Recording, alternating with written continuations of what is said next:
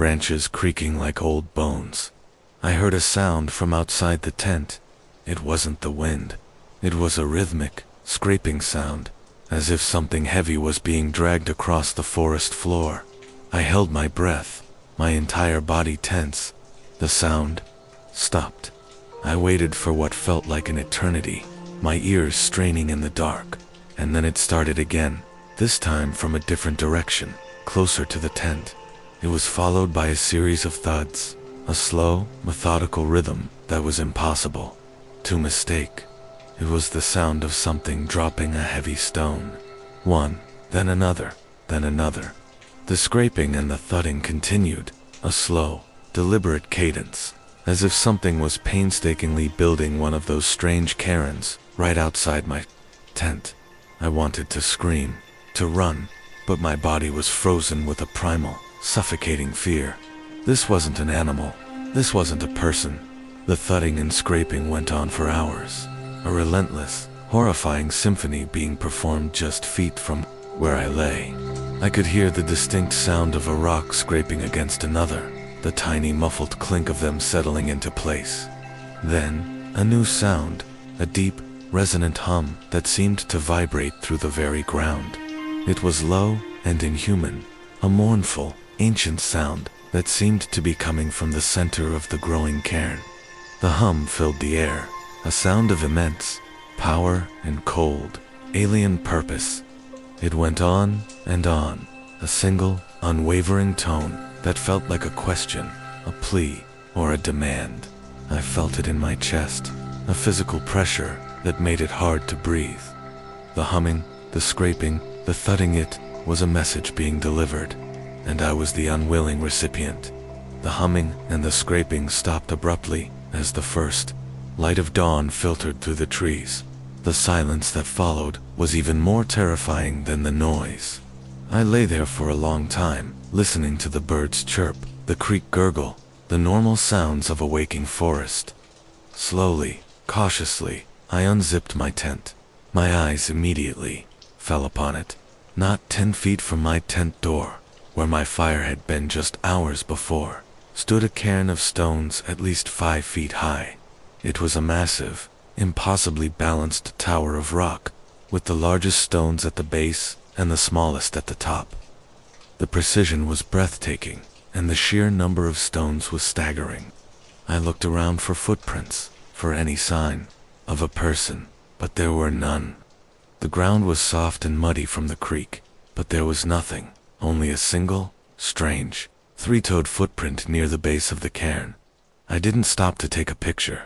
I didn't stop to pack up my gear properly. I shoved everything into my backpack, abandoned my tent, and ran. I ran down the trail, not stopping until I saw the road, not stopping until I was back in my car, and the sound of the engine was a blessed relief. I never went back to that part of the park. I still hike, but I never go alone, and I never, ever, venture off the main trails. But sometimes, late at night, when the world is quiet, I can still hear it. The low, resonant hum, the sound of a question asked by something ancient and patient. Something that was building a message for me in the middle of a forest, a message I was never meant to understand. I've been backpacking for a decade, and I consider myself an expert on the art of getting lost. Not literally, of course, but the kind of getting lost that happens when you're deep in the wilderness, away from civilization, where the only thing that matters is the trail beneath your feet and the sky above your head. This trip was supposed to be a week-long solo journey through the Cascade National Forest, a place known for its ancient trees and rugged, forgotten trails. On my third day and miles from the nearest road, I came across something that shouldn't have been there. It was a small pile of stones, stacked one on top of the other, forming a perfectly balanced, conical shape. A cairn. While cairns aren't unheard of on hiking trails, this one was different. It wasn't haphazardly built. The stones were flat and smooth, stacked with a kind of precision that felt deliberate, almost unnatural. It was in the middle of a barely used trail, and I knew for a fact that no other hikers had been this far out in weeks. I took a picture of it, thinking it was a strange piece of trail art, an odd marker left by a fellow loner. I continued on, my way, but a little seed of unease had been planted, a feeling that I was no longer alone in the quiet wilderness. The forest itself was a tapestry of greens and browns, a beautiful, serene landscape. The air was clean, thick with the smell of pine and damp earth. My camp for that night was a small clearing next to a winding creek, a spot I had visited on previous trips. I set up my tent, started a small fire, and made dinner. The solitude I had craved was now tinged with the memory of that strange stone cairn. As the sun began to set, painting the sky in hues of orange and purple, I went to collect more firewood. I walked a little ways off the trail, deeper into the thick trees, and that's when I saw the second one. Another cairn, this one slightly larger, stood in the center of a small, open space between two massive Douglas firs. The stones were different, a collection of dark, moss-covered rocks, but the shape was the same, a perfectly conical tower, defying gravity. A cold dread seeped into my bones. This wasn't a prank. It felt like a message. I hurried back to my campsite, my heart thudding in my chest, and started listening to the sounds of the forest in a new way. The rustle of a leaf, the snapping of a twig, the chattering of a squirrel. They no longer sounded like the comforting music of nature. They sounded like a presence, a watchful eye waiting just beyond the tree line. As night fell, I tried to convince myself that I was just being paranoid, that the solitude and the strange cairns were playing tricks on my mind, but the feeling of being watched intensified. My senses were on high alert. Every shadow seemed to move. Every sound felt like a footstep. I decided to pack up in the morning and hike back to my car, cutting my trip short. But the fear had already taken root. The night deepened, and I was huddled inside my sleeping bag, my headlamp still on, the fire outside a dying ember. The wind picked up, making the trees sway and groan. They're ancient.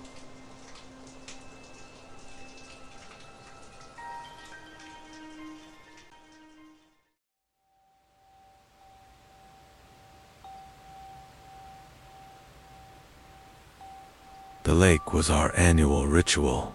Every summer, my two best friends, Marc and Sarah, and I would pack up the car and head to a secluded but well-known campsite by Lake Serene.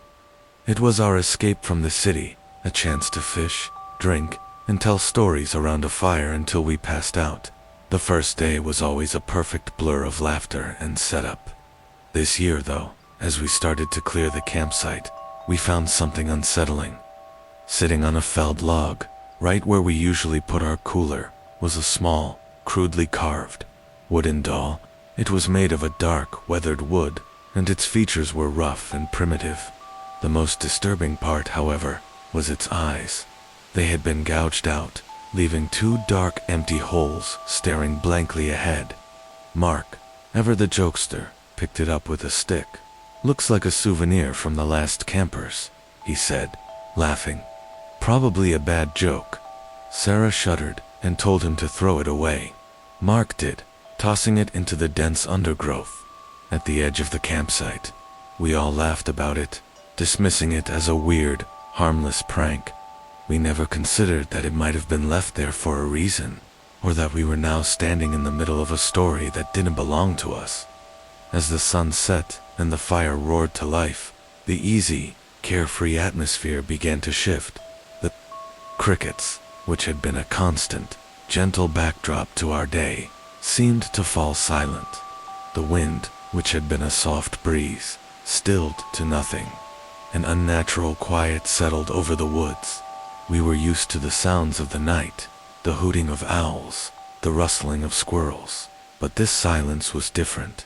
It felt heavy, expectant. The quiet was only broken by a strange, faint humming sound that seemed to drift from the opposite side of the lake. It was a distorted melody, like a child's nursery rhyme being sung just out of earshot, stretched and warped by the distance. We wrote it off as another group of campers, an assumption we desperately wanted to be true. but as we sat around the fire, Marc swore he saw the wooden doll from earlier sitting on a log across the camp. When we all looked, it was gone, just a play of firelight and shadow. We laughed again, but this time, the laughter was forced, a thin veil over our growing unease. That's when we realized that our things were starting to go missing. First it was Sarah's lighter, which she distinctly remembered putting on the cooler. Then, my pocket knife, which I had placed next to my tent. We started blaming each other, the casual joking turning into genuine frustration and suspicion. Marc, irritated, went to the edge of the campsite to search for the missing items. He returned a few minutes later, pale and silent. He found them all, he said. All our missing items, neatly arranged in a circle at the very spot where he had thrown the doll earlier that day. A chilling wave of dread washed over us all. This was no prank. This was deliberate. And then, we heard it. A slow, gentle, rhythmic tapping against the nylon of my tent. It wasn't loud, just a steady tap tap tap, coming from the side of the tent where no one was standing.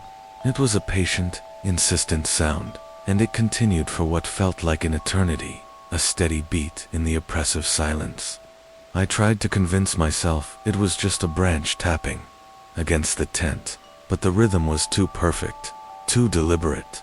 We all sat there, staring into the darkness. Our fire, the only beacon of light in a world that had suddenly become foreign and hostile. The humming from the lake grew louder, closer. It was no longer a distorted melody. It was a high, childlike voice, singing a simple, innocent song, a lullaby. And it was coming from the darkness beyond the reach of our firelight. The humming got closer, the childlike voice now a haunting presence at the edge of our campsite. The tapping on my tent had stopped, but now we heard a new sound, a soft, scraping noise, like a stick being dragged across the ground, moving slowly in a circle around our campsite, outside the reach of the firelight. It was deliberate, methodical, and it felt like whatever was out there was drawing a line. A boundary between us and the woods. Marc, in a fit of terror, screamed and pointed into the darkness beyond the fire. "Did you see that?"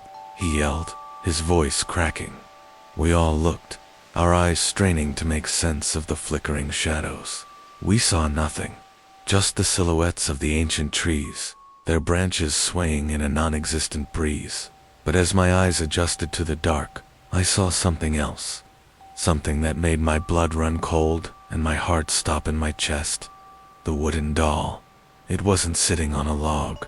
It wasn't in the dirt. It was standing upright, a dark, grotesque silhouette against the pale moonlight. Its head cocked to the side, as if it were listening to our every word, our every terrified breath. It had no eyes, but I could feel its gaze on me.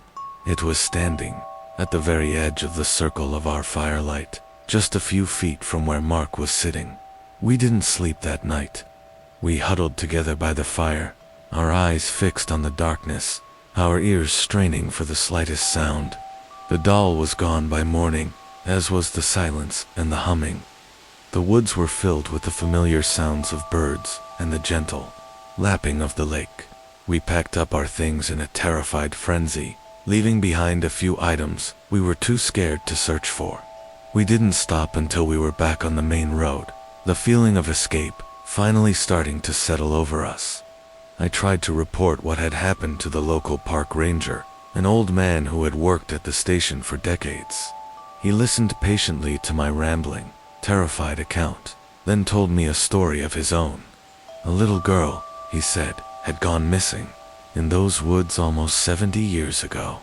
She was never found, but she was known for her love of handmade wooden dolls. He said campers sometimes reported seeing strange things or finding dolls in their campsites, but they always disappeared by morning. He looked at me with a weary sadness. "Some things," he said, "don't ever leave the woods, son." I never went back to that lake. But I can't shake the image of that doll standing upright in the darkness, and the terrible thought that some stories don't end. They just wait for new people to find them.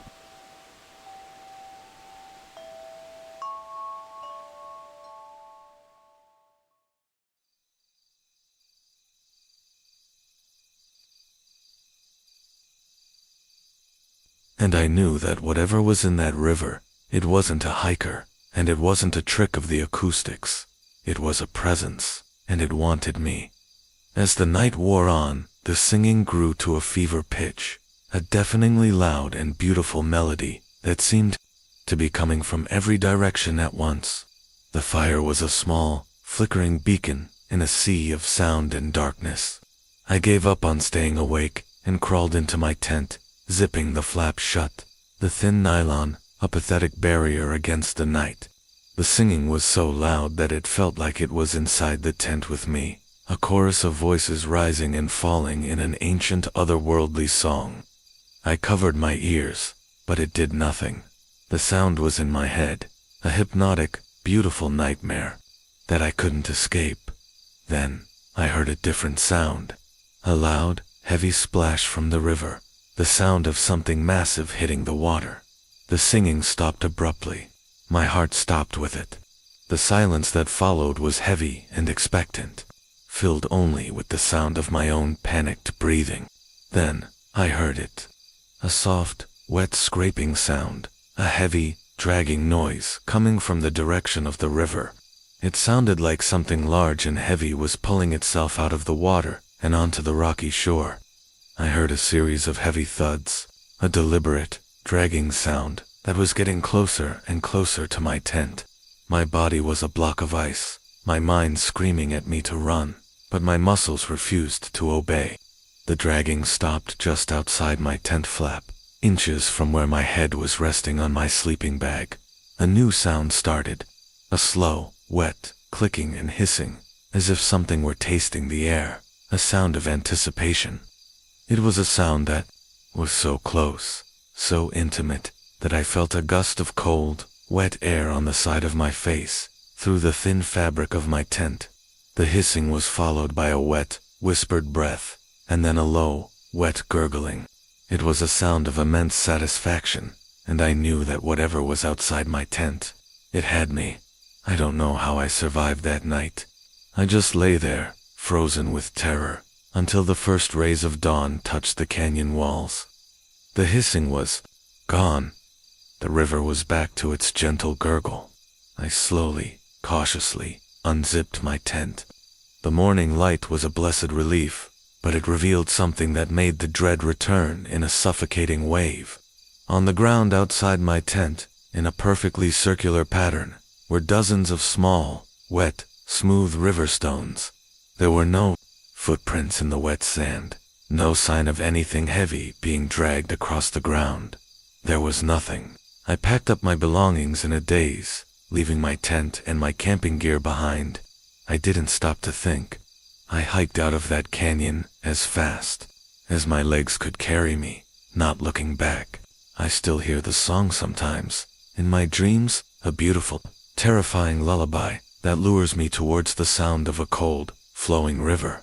I still hear the wet gurgling sound in the back of my mind, and I know, with a certainty that haunts my every waking moment, that the singing was a lure, and I was the prey, and that the thing in the river is still waiting for someone to answer its song. The thing about camping in a deep ravine is that the sounds of the night are amplified, distorted, and played on repeat. I've been a solo camper for years, and my favorite spot was a small, secluded patch of land nestled at the bottom of a river gorge, miles from the nearest trail. The river was a constant presence, a soothing white noise that lulled me to sleep every night. On my first night there, the familiar sounds were a comfort, but then I heard something new, faint, distant, and carried on the breeze. I heard a sound that was not natural to the wilderness. It was singing, a high, melodic, wordless tune, like a lullaby sung by an ancient, beautiful voice.